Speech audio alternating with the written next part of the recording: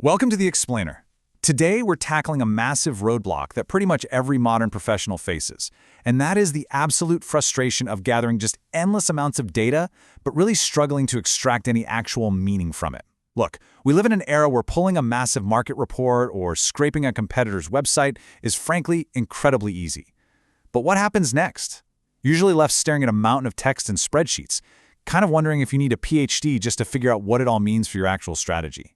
Well, today, we're going to fix that. We are going to completely transform how you use AI, specifically Claude, to do that heavy lifting for you. Okay, let's dive into this. We've got a highly structured roadmap for you today. We'll start with the interpretation gap, and then move through 3 practical applications: reading market data, mapping competitor positioning, and pulling insights from raw data. We'll ground all of this with a real-world field story, and then summarize the whole thing into the shared 3 steps. All right, part 1, the interpretation gap. Let's look at doing research versus interpreting research. So most teams are actually fantastic at the first part of this equation, right? Doing the research. They can gather the facts, they download the PDFs, compile the spreadsheets, they get all the pieces on the table. But that's really just gathering data. The real magic, the part that actually moves the needle, happens when interpreting that research to make meaning out of those facts. And this right here is the gap. The true power of an AI like Claude isn't just acting as an oversized search engine to find things for you, it's acting as an intelligent interpreter. We really need to stop asking Claude to just fetch information and start programming it to connect the dots. Moving right along to Section 2, reading market data. This is all about roles and boundaries. We've all used the classic weak prompt, haven't we? Hey, summarize this market report. And what do you actually get? A super generic, high-level summary that is completely useless for making any real business decisions. It essentially just regurgitates the table of contents back at you. To get actual, tangible value, we have to replace that with a specific formula. You assign a role, give it focus questions, and set a strict evidence boundary. Now, what's really interesting about this slide is how these 3 components work together to basically lock the AI into a highly productive state. First, telling Claude to act as a product strategy lead instantly adjusts its perspective and its tone. It knows who it's supposed to be. Second, giving it focus by asking it to identify the growth segment, pinpoint behavioral trends, and assess the impact on our roadmap tells it exactly which metrics and timeframes actually matter to you. Finally, and honestly this is the magic bullet, setting the boundary. Do not make inferences without evidence. This strict parameter literally prevents the AI from hallucinating or guessing. It forces the output to be anchored entirely in the reality of the document you provided. Which brings us to Section 3, mapping competitor positioning, and specifically, the positioning matrix. If you just drop a link and tell Claude to analyze our competitor, it's going to spit out a superficial, completely unstructured list of features mixed with marketing jargon. It's not helpful. We fix this by utilizing the 4-question framework.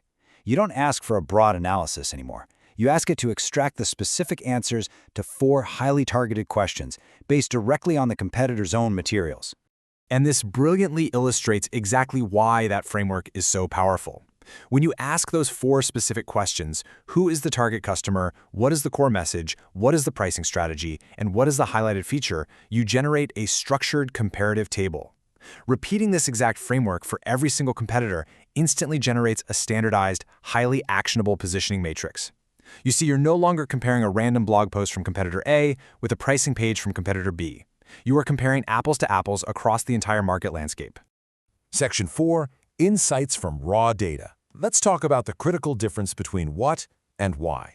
I see this all the time. Dropping a raw CSV file into an AI and typing, "Analyze this data." Guys, that is a recipe for disaster.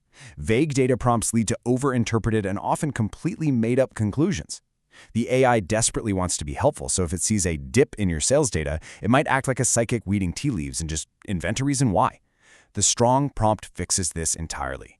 You ask a specific question and add 1 critical command. Just report what happened, do not guess why. Listen, here is the absolute golden rule of data analysis. What happened is a fundamentally different question than why might it have happened. You absolutely must keep verifiable facts completely separate from assumed hypotheses. If sales dropped 10% in Q3, well, that is a cold, hard fact. But saying it dropped because of a new competitor, that's a guess. When you mix the 2 in your research, you are basically building your entire strategy on sand. Now, to be fair, there are times when you actually do want the AI to brainstorm reasons for a trend. That's fine. But if you do want Claude to guess the why, you must explicitly command it to do so safely. If you offer a reason for this trend, you must label it exactly as hypothesis unverified. This simple little formatting trick protects your strategic decisions. It ensures that when you present this research to your broader team, everyone instantly knows what is hard data and what is just an AI-generated theory. Let's look at how this plays out in practice.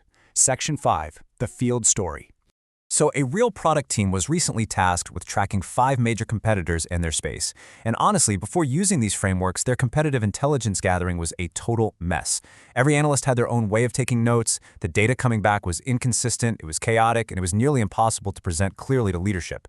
But once they implemented the 4-question positioning matrix we just discussed, everything changed. Because the prompt forced the AI to output standardized, comparable data, their quarterly competitive updates dropped from taking multiple days of incredibly stressful compiling to just a few hours. The framework did all the heavy lifting. Bringing it all together now. Section 6, the shared 3 steps. So the crucial point here is that whether you're reading broad market reports, mapping out your competitors, or analyzing raw numbers, your success always comes down to these exact 3 steps. Step 1, clarify the question. Don't just vaguely ask for a summary. Step 2, give the framework. Provide the specific table, the 4 questions, or the persona you want the AI to adopt. And Step 3, draw the evidence boundary. Tell it not to guess, or force it to clearly label its hypotheses. This is the common discipline required to guarantee that your AI acts as a reliable analyst. Remember, poorly interpreted data leads straight to bad strategic decisions. But with these steps, you are always in control of the narrative. And that brings us to the end of our deep dive into interpreting data. Next time, we'll be building on these exact foundations as we explore decision support systems. Until then, ask yourself, is your AI currently acting as a reliable analyst or just an eager guesser? If you found this useful, like the video and subscribe to the channel. I'll see you in the next explainer.